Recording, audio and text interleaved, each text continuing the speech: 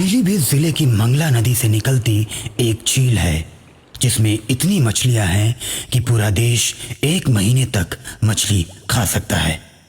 लेकिन कभी भी इस झील का ठेका नहीं हो पाता, क्योंकि इस झील में अगर एक बार कोई जाल अंदर गई तो फिर वो जाल कभी बाहर वापस नहीं आ सकती।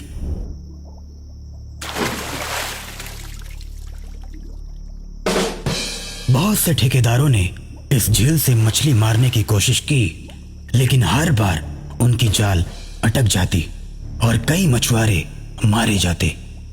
तब से इस झील का नाम भूतिया झील पड़ गया।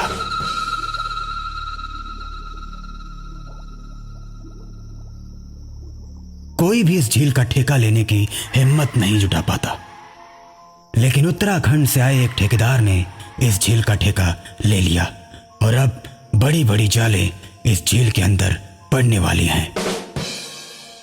झील का ठेका होते ही आसपास के लोगों में बात होने लगती है।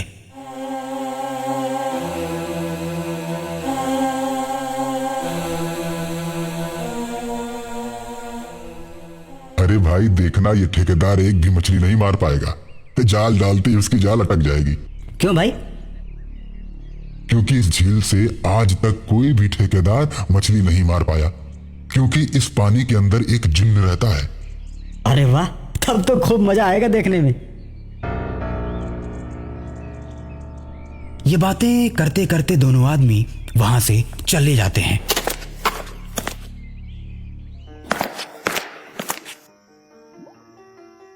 दोस्तों, लोगों का कहना है कि इस झील से कोई मछली नहीं मार सकता, लेकिन हम सबको दिखा देंगे कि मछली हम ही मारेंगे। चलो दोस्तों, जाल डालना शुरू करो। ठेकेदार के इतना कहते ही मजदूर बड़ी बड़ी जालें झील के अंदर डाल देते हैं।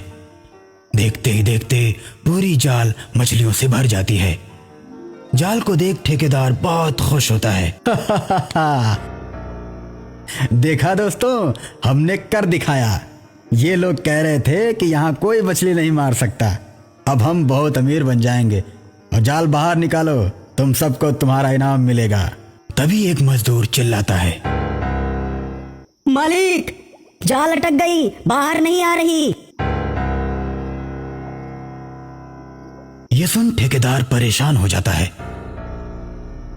अरे झील के अंदर कूदो और जाल को निकालो, देखो किसी पत्थर में फंसी होगी। ठेकेदार की बात मानकर 4 मजदूर पानी के अंदर कूद जाते हैं। नीचे जाकर देखते हैं तो जाल कहीं भी अटकी नहीं है। बाहर आकर ठेकेदार को जाल के किसी भी तरह से न फंसे होने की बात बताते हैं। ठेकेदार गुस्से से आग बबूला हो जाता है। जब जाल फंसी ही नहीं तो बाहर क्यों नहीं आ रही? फिर से जाओ और जाल को बाहर निकालो।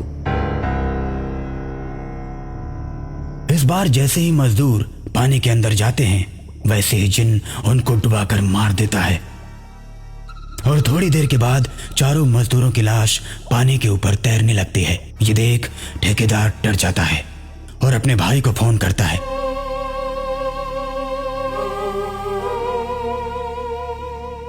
भाई, जल्दी से तांत्रिक बाबा को ये सारी बात बताकर उन्हें जल्दी से लेकर आओ।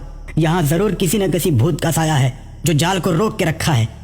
ठेकेदार का भाई तांत्रिक को लेकर आता है। तांत्रिक झील के किनारे बैठकर ध्यान लगाता है और थोड़ी देर ध्यान लगाने के बाद उठता है तो ठेकेदार से कहता है, ये कोई छोटा मोटा भूत नहीं है, ये जिन्न है, जिन्न। ये इतनी आसानी से नहीं मानने वाला। मैं हवन शुरू करता हूं और तुम लोग जाल डालो पानी में।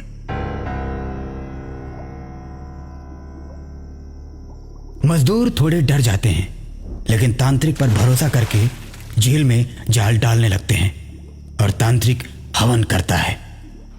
फिर अचानक से झील का पानी उछलने लगता है।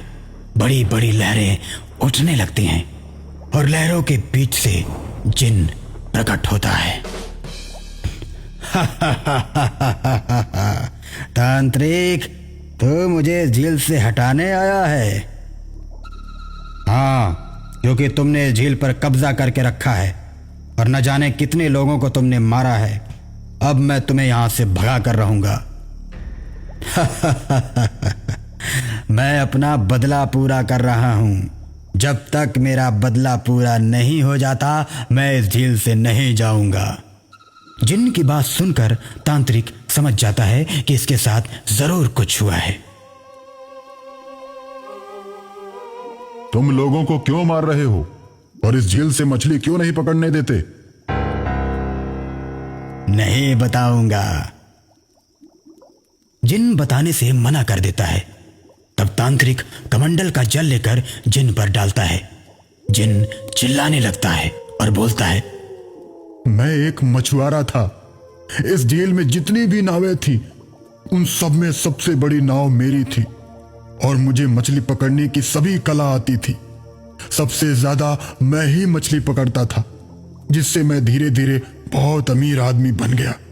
लेकिन मेरे दोस्त मछुआरों को मेरी अमीरी देखी नहीं गई और सबने मिलकर मुझे जाल में बांधकर इसी झील में डुबो दिया और तब से यहीं जिन्न बनकर रहता हूं और जो भी यहां मछली पकड़ने आता है उसको मार देता हूं। इसमें मुझे खुशी मिलती है। जिन्न की बात सुनकर तांत्रिक गुस्से से भर जाता है। लेकिन निर्दोष लोगों को मारने का हक तुम्हें किसने दिया? तुम यहां से चले जाओ।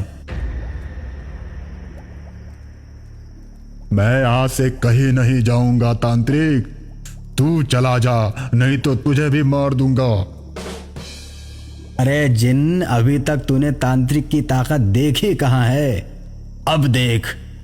तांत्रिक हवन करना शुरू कर देता है। हवन कुंड से आग की लपटें इतनी तेज उड़ती हैं कि जिन्न को अपनी ओर खींचकर हवन कुंड के अंदर जलाकर राख कर देती हैं।